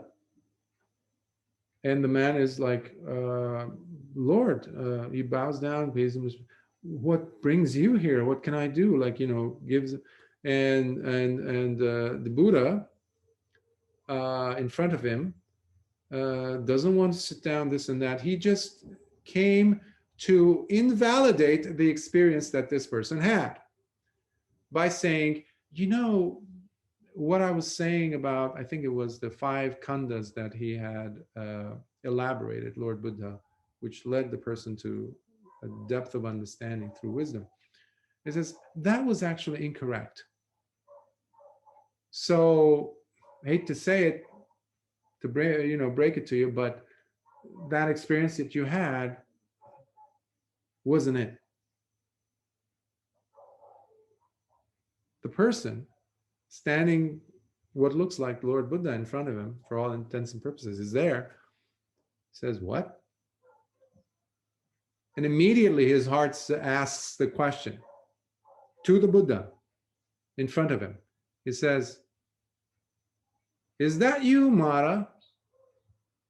And Mara can never lie when called upon like that, and immediately reveals himself as Mara. So he had taken the shape of Lord Buddha, coming knocking on the man's door to invalidate, to discredit his statement, his attainment of Sotapanna. He says, I'm sorry, Buddha. This is real. That's how strong of a change seeing the Dhamma, jnana dassana, having that vision of the Dhamma, can change in the person. And remember Nigantanata Putta, Mahavira, we talked about in the Upali Sutta a few weeks ago, the Jain leader. One time, there was an incident between him and one of the chief supporters of Lord Buddha, who was a householder by the name of Chitta. He was very well known and he was very wealthy, but he was very developed as well. He was so good with his Dhamma that he could teach the Mahatheras, the monks. Remember the dark and light parts of the Dhamma that I was mentioning earlier? When monks would not understand or come at a standstill on some Dhammic point, he would be the one who would be called in to clarify things for them. That's how good he was. Being a householder, talking to monks that have been probably monks for 30, 40 years probably. So anyhow, there's an incident where Chitta is trying to go and see Lord Buddha, but it's too early in the day. And he says, okay, where should I go? I'm out. And he says, oh, the Jains are sitting there in that camp. So let me go and sit with them, see what they're talking about. And because of his status and who he was, Mahavira sees him and he invites him close to sit next to him. And he basically was always trying to expose something, a weak point in the Dhamma Sasana. And he asks him about his faith, his allegiance to Lord Buddha. And specifically, so he liked to trap people, Mahavira, as we saw even last in the Upali Sutta. So here too, he's asking a question on meditation, some type of meditation, attainment rather, through meditation. And he asks Chitta, the householder, as to what does his faith say, his faith in the Buddha, in regards to this attainment. And he says, as it relates to my faith in the Blessed One, he says, I don't go by faith on this attainment, by faith in the Blessed One. And he says, aha! You just declared yourself that you don't have faith in the Tathagata, in your teacher, but you're a follower. You're a blind follower of him. You just claimed it. You just said so yourself, he says, in front of all his students, trying to embarrass him. And calmly, Chitta turns to him and says, Bhante, you completely misconstrued what I was trying to say by interjecting so proudly. I didn't finish my sentence. He says, I don't go on my knowledge of this attainment through faith on the Tathagata. He says, I know this to be the case. I know this attainment to be this way. Through my own personal experience of it, I know it for a fact, not relying on Lord Buddha. And that shuts him up, Mahavir. So I always found that to be somewhat funny encounter with Mahavira, where he set up a trap again, and here we have the role of personal verification. That is on us. That behooves upon us to do the work of verifying the teachings. So, and it is in this manner, bhikkhus, that one examines the teacher, the Tathagata, and his qualities. This is Lord Buddha closing the sutta. According to the Dhamma. That is, through the validation of one's own understanding that is directly experienced in one's heart, by seeing for oneself the proof of the Dhamma taught by the Tathagata. This is what the Blessed One said, and the bhikkhus were delighted in hearing the Blessed One's words. Sadhu, sadhu, sadhu. So we see how this sutta, the Vīmaṁsaka Sutta, is about personal verification, leading the person all the way to tasting the fruits of the Dhamma for oneself. You're not relying on someone else to taste it. But once verified through the living example of the teacher, faith is generated within the student's heart. And this faith, when it is supported by wisdom throughout, it leads the student to break oneself free from the shackles, from the obstacles, the hang-ups, the inertia of inaction, of complacency. Because this trust, after all, the trust in the teacher is simply, once it's matured enough, it leads, it becomes a springboard, a jumping board that can take the person who now has such a strong faith in the teacher to have faith in oneself. Because don't forget, the student has been working continuously as they were observing the teacher. Working on what? Working on their virtue, working on their mindfulness, cultivation of mind. They were working as every single phase of their progress was taking place. It was taking shape thanks to the wisdom growth in them. That's what we call practice, after all. It needs to be evidenced by proof. The proof is in your life change, in the transformations that are taking place within you, that are detectable by you. Because as you were carefully, meticulously observing the teacher's behavior, that also becomes a template of how to approach one's own behaviors. And this is crucial. This is where the Dhamma no longer resides in the pages of the suttas. We carry the Dhamma in our hearts. And we see the defilements whenever they occur or whenever they show up. So the undeniability, if you will, of personal verification, of our verification, as a result of our examination, then gives us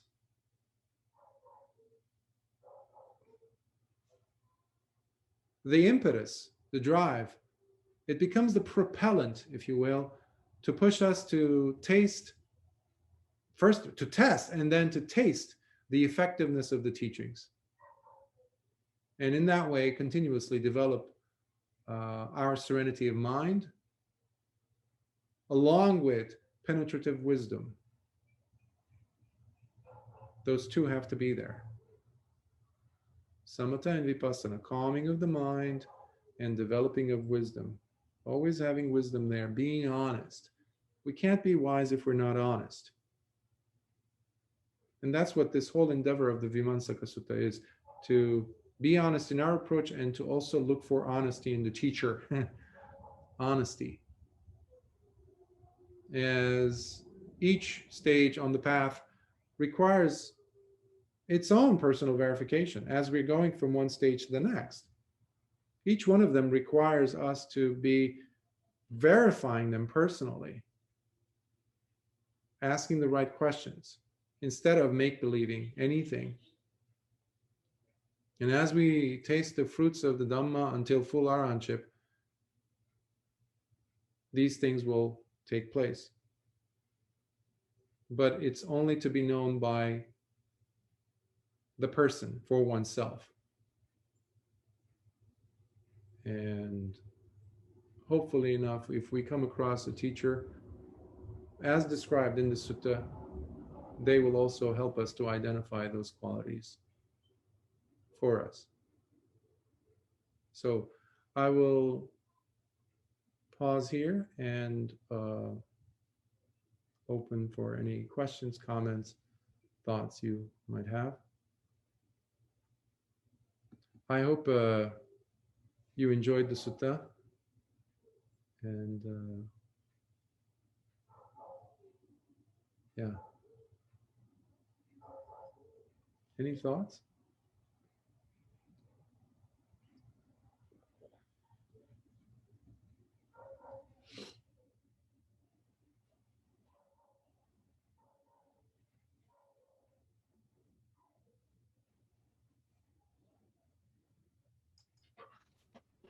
Bhante, I have a question that's not exactly on this sutta, but the sutta touched on it, so I don't know. I was hoping someone else may have had a talk and we could continue the discussion on the sutta, but in my meditation and in my understanding of the Dhamma, that I'm trying to reduce the level of identification that I have, reduce the I that's in things as I interact with the world. And especially in meditation, when I'm feeling metta, it's not an I that's there. At least that's what I'm working towards. In some of the suttas, the Buddha talks about pervading metta to all of the quarters, and then compassion, and so through the Brahma Viharas. And in my meditation, as my self-identification gets to the lowest level that I can achieve so far, I can feel that without an I could pervade metta, because I don't need an I to pervade metta. There's just metta. And it's the same with joy. I can be joyful, but it's not me being joyful. And with equanimity, of course, there's not me and my either. But with compassion, I'm just a little bit confused how I could eliminate self-identification altogether. Because compassion, there needs to be a I that's compassionate, and there needs to be someone else to be compassionate for or of. And in trying to figure out that conundrum, how can I not self-identify when compassion, the word interconnectedness comes, that when we feel interconnectedness, then that's what causes compassion to arise, because there's no difference between us and the suffering of others. But still, in my meditation, what I'm trying to achieve when I'm trying to release and relax any of those thoughts that are coming to me, that really, that's also removing all self-identification. It's not really bringing interconnectedness up. So I'm just wondering how do you feel on the question, can we feel compassion without having a self-identification? Either can we feel it, or how do we eliminate self-identity while we are trying to feel compassion and pervade that to all the quarters? Well, there cannot be compassion if there is an I, the way I see it. Okay. Because that means that there is still that wall between you and I. See, if we're walking close to a ridge, I remember last year I was in Scotland, and a student of mine had taken me there, and we were walking on this cliff. It was a national park. It was beautiful. It was windy, quite windy, and so the wind was blowing from the ocean, and these sharp, jagged cliffs, and there were no like walls or any kind of enclosure basically that would protect you from slipping. And I like to walk close to the edge sometimes. So I was watching this, and I was just enjoying the wind, and I was trying to hold my robes together, and I had a sweater on. So it was really moving, and I'm a big guy, and it was still moving me, obviously. And my student said, Bhante, I'm not comfortable walking like you. I said, please walk about a few feet inland, like, because I'm enjoying this. I want you to be safe as well. But let's say my student fell or slipped, and he was in my position, let's say, and he fell. And at that moment, because I'm the closest person to him, I'm going to reach out and hold his hand, grab him with whatever I can get hold of. There's no more I there. I am him. There is no separation. I am here, you are there.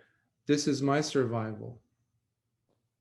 And I'm going to put everything. Yes, we use I conventionally, of course, because we have to use language after all to interpret and convey concepts and feelings. But that's the extent of the usage, the way I see it. But when I reach over and my skin touches his skin, and I'm grabbing hold of him with all my might, with all my ability, all my strength, that's my survival. There is no separation. And I love this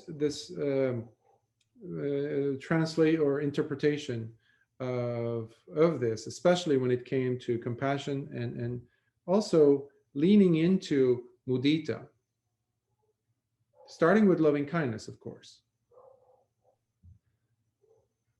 Bhante Punnaji, my late teacher, he would say that silver lining is getting fainter and fainter and fainter, less and less and less and less. Like drapes, for example, or curtains that they've been used again and again and washed again and again and again for years and years, until you start seeing through. Even if they were very thick, they would block the sun from coming in. Now you could see clearly the sun through it, because there's hardly any threading left. So it's not a matter of you trying to eliminate or trying to achieve a state where there is less of the I when you are pervading compassion. In fact, I don't even think that word is correct. Even though we use it in English chants, etc., pervading metta, for example, or compassion, or etc. Pervading, it's. But we have to use words.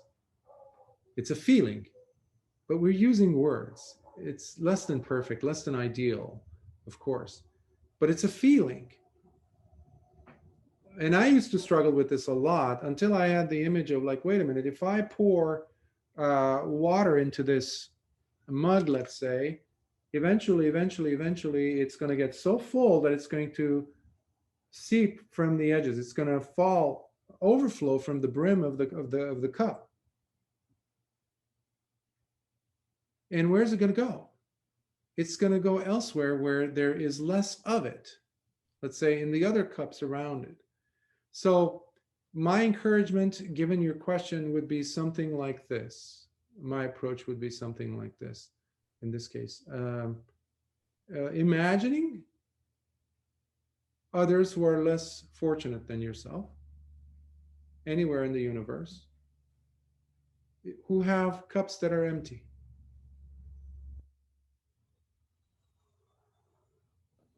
But your cup is getting fuller and fuller and fuller with what? With compassion. So then the attention comes back to you. It's always with you. That has to be, the pointed finger has to be on us. Meaning, usually people have the difficulty with either it's the metta, some people come with the difficulty with metta, others with mudita or, compassion or etc. But that's for me, it's a telltale sign that something's up with the person vis-a-vis this state. In this case, the feeling of metta, or in your example, feeling of compassion. So I would invite the sense, or I would invite compassion into my life and fill myself up with it.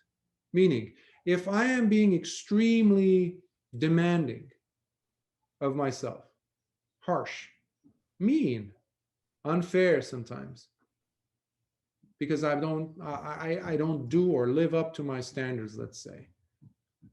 I'm not sitting enough, or I'm not dedicated enough, whatever it may be. Or it could be even from our childhood. With even the word compassion might not sit very well. But I would investigate my relationship with that state, not just the word, but stay in my body, feel compassion in my body. Because if you notice, I use the example of two bodies touching, me reaching and holding the hand of my student who's about to slip and fall. So there is no separation there, the way I see it. So I would approach it by giving myself the compassion, meaning making sure that the cup is full, not just to the brim, but overflowing. And then inevitably, it doesn't need to have me jumping in or trying to do or change anything in order for me to pervade anything. It naturally will go there. Because like the breath, in science, in biology, in fact, the lungs, how they breathe in and out. Well, it's all a matter of the how much saturation of air is there, either in the lungs or outside. So the pressure. So when we are exhaling the air out of our lungs, now the atmosphere around the lungs, outside the body, is much more saturated with air, oxygen, nitrogen, whatever, but not so inside the lungs. So there's more pressure of air outside versus this. So it's in a sense, it's less. So, and we're always nature is always trying to reach a state of equilibrium. And this happens without us thinking. It's just a natural process. So, and then all of a sudden we have no other option, so long as we're alive, we have to go to get that air into the lung, which was empty of it. And now the lungs get so full that the lungs now are more saturated than the air per square foot, cubic actually foot, than there are inside the lungs. And now we have no other option, but that has to come out and balance the equation by exhaling the air out. And there's that dance. So if the image works for you, I would invite you to go ahead and use that in the context of sharing overflowing your compassion to the world around you, to wherever it's needed. And the relationship that you have with your body can tell me a lot as far as how well or smoothly, how easily you can navigate through the Brahma Viharas. I have to add that as well. Meaning, oftentimes because of our upbringing, usually in the West, we have this more acceptability, shall we say, of concepts, intellectualizing and holding on to concepts and figuring it out and trying to squeeze it into the body. Like in yoga, for example, in asanas, it's dangerous even when a student looks at a picture and tries to take the asana or the posture, how well it needs to be executed, and squeezes it into their body without respecting the limitations of the body, their own body. Meanwhile, it's supposed to be the opposite. The asana has to be negotiated. It has to bow down to the confines, to the ability of the body to embrace it. So, can compassion embrace your heart enough so that it overflows, enough so that it no longer has that veil, that curtain, that silver lining, and slowly, slowly it dissipates, it fades away. And all of a sudden, you don't see the separation between that, whether it's the 6 directions or not, whether it is a person or not, it's there already. It's just like the air that passed from your lungs to the air around you. By the way, how is this working so far, these images? I like what you're saying. It's still raising another question in me then, and from the point of view where you were talking about, we grab hold of that other person and then become one. The image that comes to my mind is then that compassion is a feeling that I'm going to be able to feel that myself, and with the overflowing part, radiate it out in the same way that I do for metta. And then the question arises, then what exactly is that difference in the feeling between metta and compassion? Because if I'm feeling loving kindness and I'm feeling joy, exactly what's the difference for compassion? Because compassion in my mind involves that having the other person, which is the whole problem with my question in the first place. So are you now able to answer the difference between metta and compassion as just a sensation within myself? I thought you'd never ask. Because this actually goes straight into the crux of the matter, which is the controlling. I want to control. I want to know exactly what's happening, when it's happening, and why it's happening, et cetera, et cetera. Because fortunately, I have good news for you. It has nothing to do with your understanding as to what is taking place now, how is it going to take place now, when is it going to take place, when is the shift going to happen, when is, let's say, compassion or karuna going to be introduced. You and I have no say in this, which is beautiful, because metta, without you knowing, without asking your permission, without sending you a text or an email, suddenly, without you knowing or the timing, shifts into karuna, which is simply quite transformative. It's humbling. And without you even knowing what happened, the same thing happens, and all of a sudden you have this shift into joy. And this sense of complete permeability between you and everything else. And now mudita is no longer a word that you're struggling to find an English word for. Because no word will actually be as relevant as the experiencing of it. And when we come to upekkha, good luck. There's no words for that. So what this means then is it's an encouragement for you to just sit back and enjoy the ride. Because that is where you're hitting several targets with one arrow, meaning the questions about how do I do this, or when is this happening, or am I doing this correctly vis-a-vis the other Brahma Viharas, etc.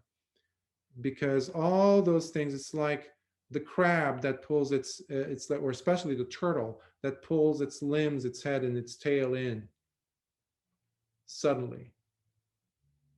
And we just enjoy the ride. We're just doing that, and with less of an interference, less of an involvement. And when we're less involved and less and less and less and less, something magical is discovered. And that is, you see that the I that you were talking about, that sense of identification that we need to somehow uproot, eradicate, it's no longer a question. It's like that child who's sitting there with his grandfather waiting for the seed to sprout and grow into a tree. Every millisecond, okay, chop, chop, let's go. It's not happening. And then grandpa gets him engaged in something else, and all of a sudden they turn around and whoop, there's a sprout. When did that happen, grandpa? Enjoy. And then he turns around, talks about something else. All of a sudden it's bearing fruit. All of a sudden it's a huge tree that's now big enough to supply food for the whole village, big enough to supply shade for all the animals, homes for all the birds to nest in. So less and less of you take place, and more of the experiencing of the Dhamma takes place. That's how I understand going to Vakkali Sutta when Lord Buddha told him, don't forget, when Vakkali was about to die, and he asked his attendants to take him to the Black Rock on the Vulture's Peak in India, in Rajgir, where he had initially wanted to commit suicide, where the Buddha had intervened. Years later, he's still not an arahant, but he's developed quite a bit. And Lord Buddha sees him in his mind. And again, he tells him, just like I said, Vakkali, years ago to you, he who sees me sees the Dhamma. He who sees the Dhamma sees me. And by your practice, you're seeing the proof of the Dhamma. You don't need any explanations anymore. This is where your practice can become a strong cementing agent, if you will, to establish you firmly into the faith that gives you this sight, the vision of the Dhamma, on your own, through your own practice, through your own personal verification. Where if somebody comes to you and talks about compassion, mudita, this and that, and they're very nicely compartmentalized, do a nice PowerPoint on it, etc., you just shake your head. Not in a contentious way or try to have an argument with them. No, you're just like, because you know better. You feel, you know it. You are it. Hence, the Buddha, the Dhamma, the Buddha. And Vakkali dies there as an arahant, by the way. Just in case some of you wanted closure as to what happened to Vakkali. But I hope that clarified things a little bit better. It was so great an answer that I'm glad I asked the question. Thank you. Wonderful, wonderful. I'm truly glad you asked it. And sometimes we shy away from asking, or for whatever reason, or we feel like, I shouldn't ask, even though it's relevant to many people, if not all of you, in different stages. So I always applaud you and anyone who comes out, because that's how the teachers or anybody could know where you're at. And if they have some tools they could share, why not? Because the Dhamma has to be relevant to you, your practice. where you can go ahead and apply. You have a tool now, go ahead into your laboratory and practice. And it's not just once a day. It's not when you are sitting per se, of course. It's every moment. And that's why I stress the importance of watching the mind, not just as a mindfulness practice, but as a practice of virtue. To practice, okay, is that thought ethical, or is that thought wholesome or not? If somebody wiser than me were to come and probe my mind, like Buddha says, see my mind with their mind, if they were able to do that, would they look at me with eyes of blame? Or is that a blameless thought? Because there are beings who have that ability around us. And I'm talking about the devas specifically. And there are classes of devas who can see your thoughts very clearly. And that's, by the way, how the Buddha was informed about Vakali about to become an arahant, by the way, that day. So they came and they said, Lord, Vakali is being taken to the Black Rock in Rajgir, and we have good news because he is about to attain full liberation. So they see the mind. So please, please take good care of your thoughts, and no, don't do virtue or your Sīla.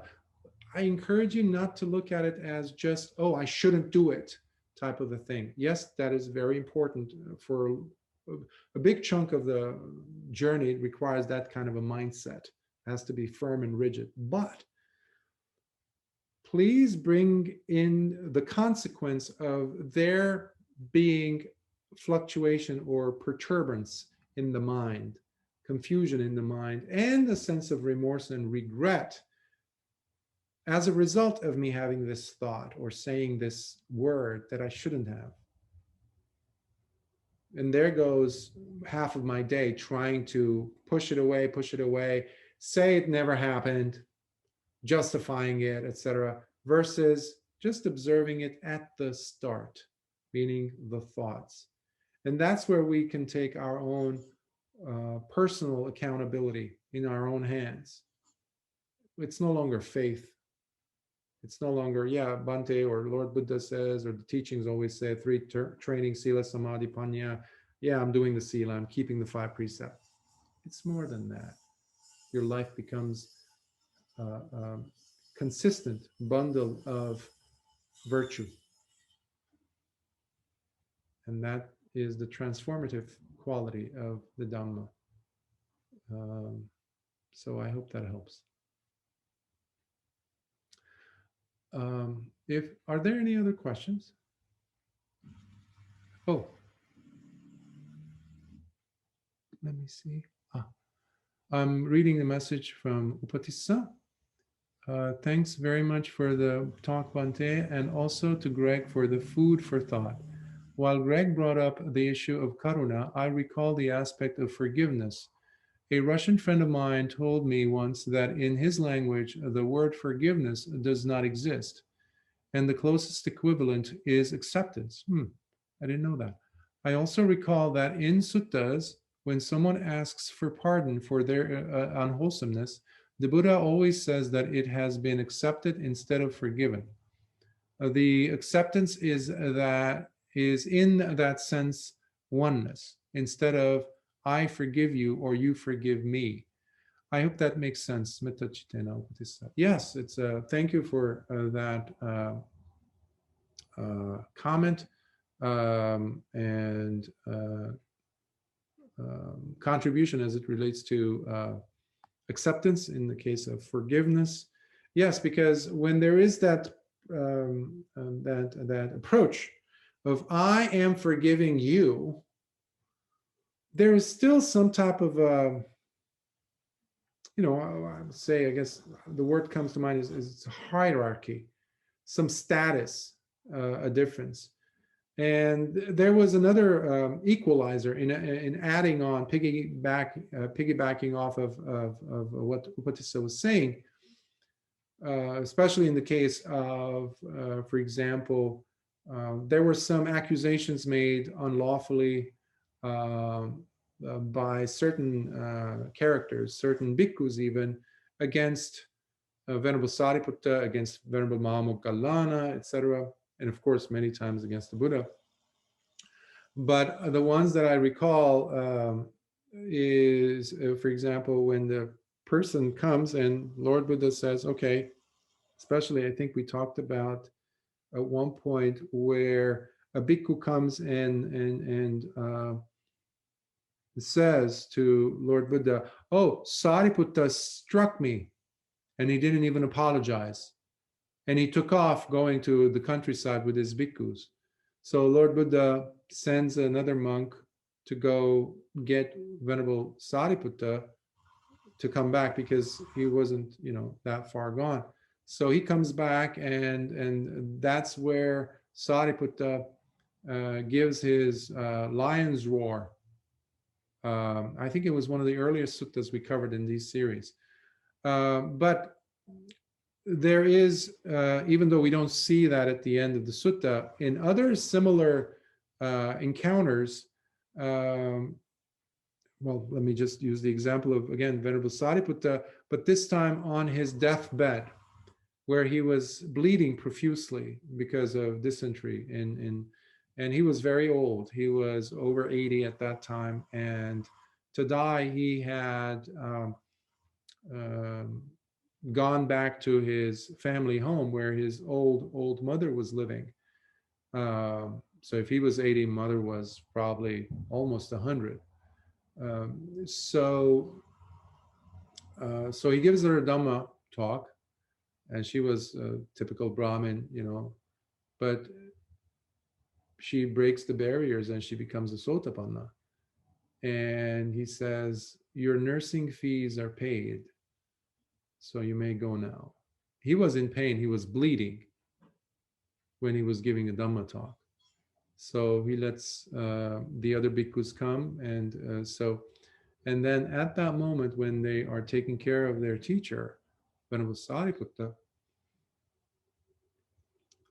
he there's this beautiful protocol that happens, and that involves the asking for forgiveness in a sense, and that is the bhikkhus all will say to each other, please forgive me. And at that point, Venerable Sariputta says, if at any point I have done, said, behaved in a way that is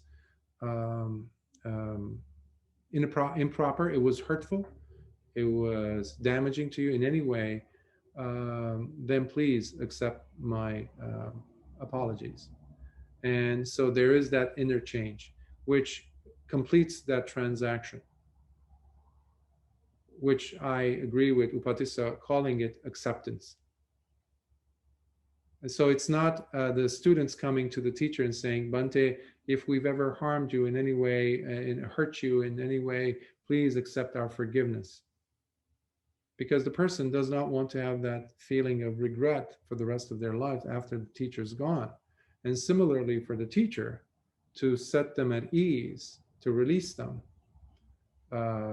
And this is a typical verbal protocol or transaction, if you will, but that also happens after a teaching, where a bhikkhu is teaching the students, especially on longer retreats, let's say several days or weeks or months.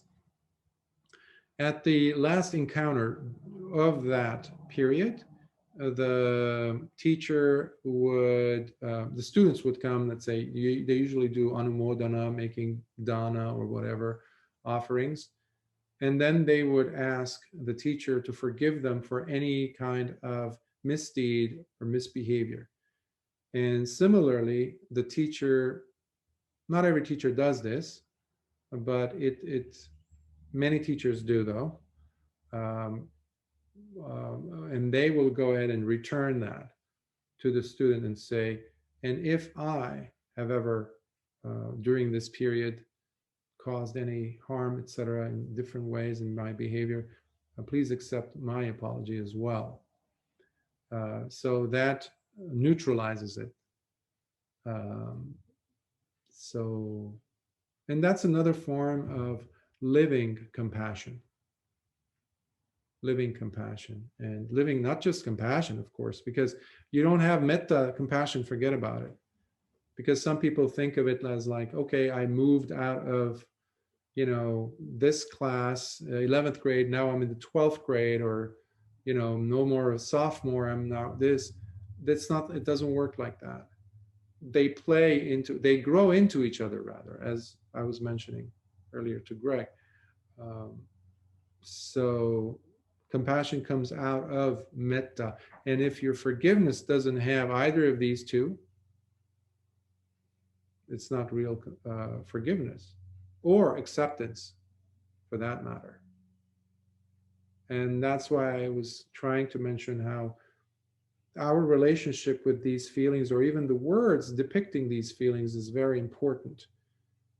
Some people have a difficulty even with the word love, because they never truly felt it from their caretakers, from their parents, let's say. Or they were very much abused. Or when you present them to the word compassion or forgiveness, they immediately feel uneasy because they think or they feel that they're going to be taken advantage of, given past relationships. So that's a major hurdle that the person has to unravel by going to themselves and giving themselves before giving anybody else that metta or compassion. That is another reason why I never ever teach any of my students metta by having them do it like you're giving it to a spiritual friend, to family, and then your enemies in one sitting. No, no, no, no, no.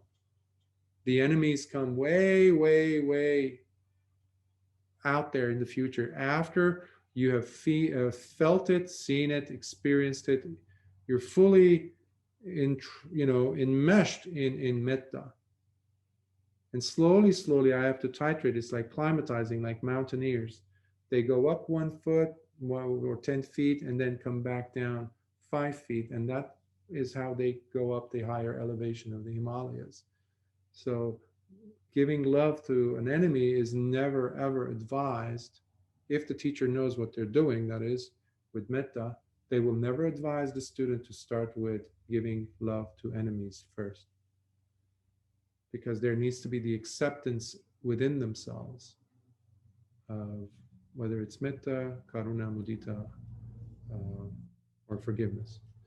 So thank you for that as well, Upatissa. I don't know if there are any other questions.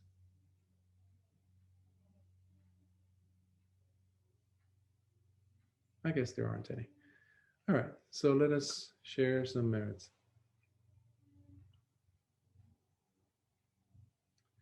May suffering ones be suffering free, and the fear struck fearless be. May the grieving shed all grief, and may all beings find health relief. May all beings share in these merits that we have thus acquired for the acquisition of all kinds of wholesome happiness. May beings inhabiting space and earth, devas and nagas of mighty power, share in these merits of ours. May they long protect the Buddha's dispensation. Sadhu, sadhu, sadhu. May you all be well. May the Triple Gems blessings be upon you and your loved ones. And don't forget to take it easy on yourselves. It's okay. It's okay. Whatever happens, just stay on track. Just stay on track. Whatever happens, it's okay. Fine, I see it. Fine, fine. Let's move on ahead with what we got. Let's go. And keeping the mind as calm as possible all throughout. Until next time, which I hope it will be next week. Next week, I have been asked to give a Dhamma talk on, interestingly enough, how whether we can investigate our teachers. I found it relevant. That's why, given the time period we're living in and what I see in the world of Dhamma, especially. So that will be, I don't have the link yet. It won't be on this Zoom channel or platform. It will be via the um, courtesy of the Buddhist Mahavihara of Kuala Lumpur, Malaysia. I've given many talks with them in the past, so they've kindly asked me to give another one. So that will be coming up on their 17th, which they're several hours ahead of us, Malaysia time, 8 p.m. on Saturday, their Saturday, I think. Anyhow, I'll ask Dhammadina to send the link once I do have more data as to what it is, etc. I hope you keep practicing and be well.